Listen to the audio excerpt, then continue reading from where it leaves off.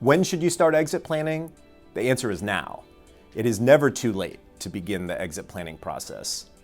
It's always the right time to start thinking about your exit. And the reason that's important is that so many of our clients don't think about it until the opportunity is right on their doorstep. The sooner you start thinking about it, the more we can start aligning your objectives to trying to achieve that plan. But the other thing that it's hard to explain to some of our business owner clients is that yes, we might develop the plan now, but it's always going to be tweaked and changed. Events change, life changes, pandemics hit, and we need to adjust the plan. Maybe we extend the timeline, or maybe we've identified, we've gotten lucky and a particular employee has demonstrated the desire and skill to take over the business from us, and that would be our preferred exit instead of what we originally came up with as perhaps a third-party sale. So these plans need to be reviewed from time to time. It's not always written in stone, but the sooner you can figure out what path you're on, the more you can start to align your business activities with achieving those things that will maximize the benefits of your plan. If, for example, in your particular industry, it is important to have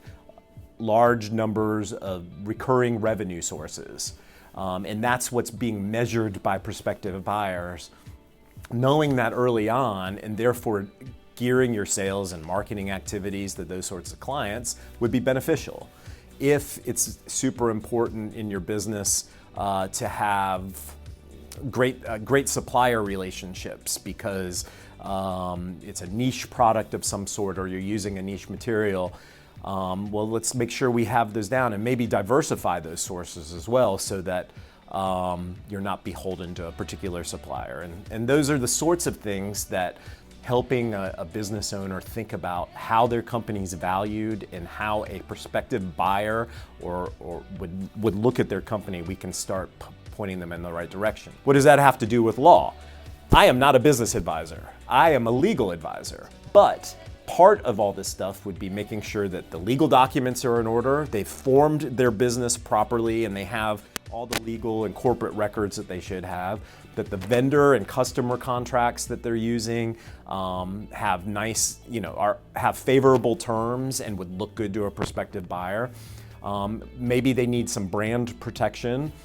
So many of our small to middle market clients don't do anything to protect their intellectual property, thinking that it's too expensive or whatever, and that may be a key part of the deal. In many cases it isn't, but it could be a key part of the transaction.